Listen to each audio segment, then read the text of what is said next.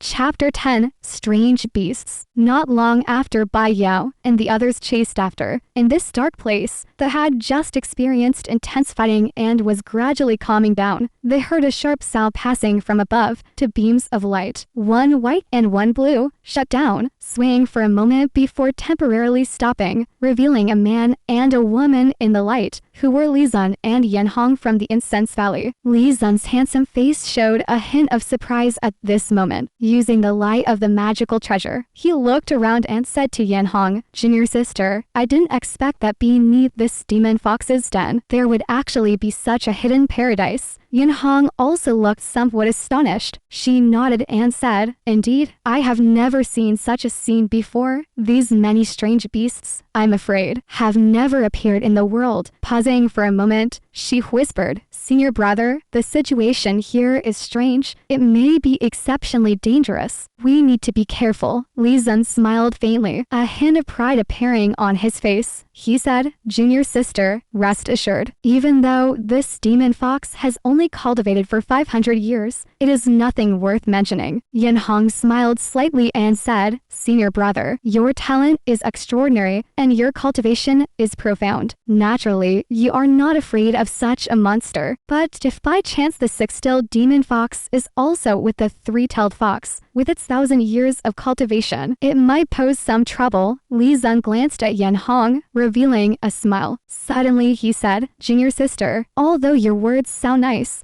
I'm afraid you are worried that I, as your senior brother, am being overambitious and reckless. Aren't you?" Yan Hong's lips twitched as she whispered, "Senior brother, you are overthinking." Li Zun turned around, looked around, and said lightly, "Junior sister, have you noticed that the temperature in this abyss is somewhat unusual?" Yan Hong nodded. "Yes, indeed. It seems to be even hotter after descending so deep." Li Zun said, "It's not just a little hotter, but much hotter than usual. Moreover, as I came down, I carefully observed the black stones in this abyss. I concluded that they were formed from ancient magma that erupted from the depths of the earth and cooled down. This abyss is most likely a volcanic vent." Yan Hong exclaimed softly. Then her beautiful eyes shimmered with enlightenment, as if she had suddenly realized something. She said, "Are you saying ... double quotes?" Li Zun continued, "Exactly. That's what I mean. The demon fox deliberately chose this volcanic vent as its den. 300 years ago, the demon foxes were audacious thieves, trespassing into our Incense Valley's forbidden grounds and stealing the profound fire divine artifact. But the senior uncle guarding the divine palace was an extraordinary figure. When he heard the news, he rushed over and displayed his divine power, capturing all the demon foxes. And fortunately, the six-tailed demon fox was cunning and escaped." Here, he suddenly sneered and continued, "But senior uncle had profound cultivation, and his refined magical treasure, the 9 frost icicle, is truly one of a kind. In the past, I heard the valley master say that although the six-tailed demon fox managed to escape, it was pierced by senior uncle's 9 frost icicle, damaging its foundation for the past 300 years. Even though it hasn't died, it must be suffering immensely. Its cultivation has scattered, and the poison of ice attacks its heart and body day and night. Unless it is in an extremely hot place, it can only temporarily alleviate its pain." Yan Hong smiled faintly and said, "In that case, the six-tailed demon fox is most likely beneath this abyss. Senior brother, your foresight is admirable." Li Zun showed a faint proud expression again and said, "We are disciples of the Incense Valley, receiving great kindness from our sect. Naturally, we cannot disgrace our sect. This time, I only hope that heaven will bless us. The stolen items will return, and the demons will be eradicated." Yan Hong smiled, but remained silent. Li Zun glanced at her and said, "Let's go." Yan Hong nodded. The two of them soared up again, turning into swift light, and rushed into the darkness below. Zhang Xiaofan tightly gripped the burning stick in his right hand, but his body was tightly held by the giant tentacle, and he could almost hear the bones in his body creaking. Groaning in pain, his whole body ached, and he was being swiftly dragged deep deeper underground by the giant tentacle. The wind whistled painfully against his face, and he felt dizzy, with flashes of horror flashing through his mind. The length of this tentacle was terrifying, pulling him down for about 5 zhang. In his confusion, Zhang Xiaofan suddenly looked around in panic and saw that they had reached the bottom of this abyss. There was no grass growing around, only a huge stone cave ahead, 10 zhang high and 7 or 8 zhang wide. It was pitch black inside, and he couldn't see the bottom. This giant tentacle was the monster that extended from this huge stone cave. At this moment, seeing its rear end, it was even more massive, and one couldn't imagine what its entire body looked like if it were a living creature. Zhang Xiaofan was grabbed by the tentacle and involuntarily dragged into the stone cave. At this moment, the entrance of the cave suddenly lit up, and the